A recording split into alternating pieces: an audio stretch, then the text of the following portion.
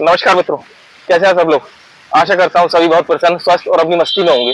देखिए, मस्ती शब्द का प्रयोग मैं कई बार इसलिए करता हूँ कि जिसकी मस्ती जिंदा है उसकी हस्ती जिंदा है। जी हाँ, अगर आपकी मस्ती जिंदा है तो आपकी हस्ती भी जिंदा है। और मैं बधाई देना चाहता हूँ राजधानी दिल्ली की मासूम जनता को, जिन्होंने अपने जीवन काल में, यानी उस पीढ़ी ने या पीड़ित ने, बिकॉज पीढ़ी थी फिर पीड़ित हो गई, बिकॉज उन्होंने किसी ऐसे व्यक्ति को चुना जिससे वो पीड़ित हो गए, तो जो संज्ञा है वो बदल गई, परिवर्तित हो गई। दूसरी जानकारी यह ये है, पहले कोरोना, उसके बाद झीलों का शहर, यानी पेरिस की तरह बन जाएगा, झीलों का शहर बन जाएगा। हम जगह जगह इतना पानी पहुंचा देंगे कि पूरी दुनिया लोहा मानेगी दिल्ली का, राजधानी दिल्ली का, तो वो सारे आप लोग जानते हैं। उसके बाद सौगात कंजक्टिव वायरस, 80 लाख से भी ज्यादा लोग पीड़ित हो गए भारतवर्ष के अंदर कंजक्टिव वायरस से। आंखों का चिपचिपापन, आंखों का eye flu, red flu, yellow flu, नीला फ्लू, क्या क्या बोलूं मैं आपको। आंखें कैसी कैसी हो गई, मैंने अपने जीवन में, अपनी इस उम्र में कभी तक देखा नहीं। ये शुरुआत कहां से हुई? दिल्ली से।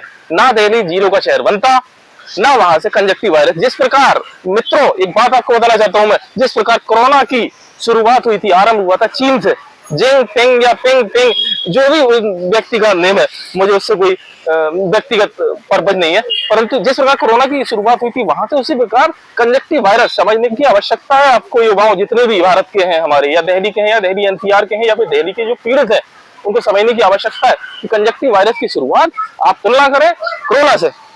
कोरोना आया था वहां से, वहां भी कहीं ना कहीं दिल्ली के ही लोग थे ज्यादातर। दिल्ली में ही हवाई अड्डा है, आपको जानकारी है, वो हवाई अड्डा इधर उधर कहीं है भी नहीं आसपास के क्षेत्रों में या इलाकों में। तो कोई भी हवाई अड्डा हो, वो ज्यादातर दिल्ली के ही लोग, दिल्ली उतरता है कोई भी व्यक्ति। तो इसकी शुरुआत हुई कंजक्टिव वायरस की दिल्ली से, और 80 लाख से भी ज्यादा लोग पीड़ित हो गए। कभी सोचा इसके बारे में आपने? नहीं। परंतु यहाँ एक छोटी सी जानकारी है मित्रों।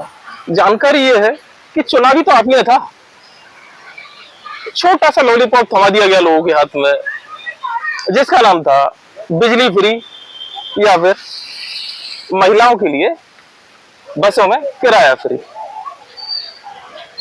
उसके बदले में आपको सौगात मिली झीलों का शहर, या फिर कंजक्टिव वायरस, या फिर कोई अन्य बीमार कर देने वाली चीजें। अब मैं सीधे रुख करता हूं जिला अस्पताल नोएडा, उत्तर प्रदेश 201301, जहां पर तमाम तरीके के मरीज आपको मिलेंगे।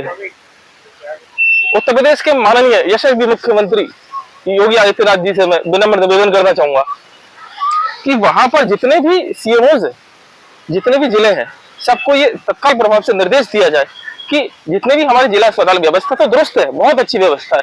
कारण ये था, पहले ऐसी व्यवस्था नहीं थी। आप खुद देखिए, हमारे घर की खुद माताएं बहनें वहां पर जाती है इलाज के लिए। पहले लोग सरकारी अस्पताल में जाने से बहुत डरते थे, आज की डेट में शाम से जाते हैं सरकारी अस्पताल में, ज्यादा समय नहीं लगता। परंतु मेरी एक विनम्र निवेदन है कि वहां पर जो कंजक्टिव वायरस की कतारें हैं वो नहीं है।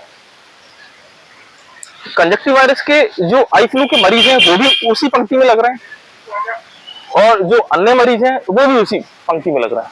तो अगर कंजक्टिव वायरस की यानी आई फ्लू की कतारें वहां पर कुछ अलग तरीके से लगा दी जाए, तो जो बीमारी है, जो संक्रमण है, वो अन्य लोगों में नहीं फैलेगा।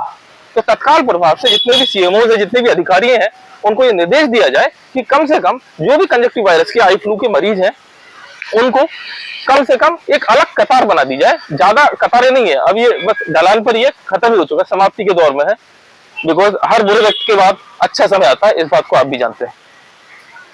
तो यही विनम्र निवेदन था मेरा। धन्यवाद।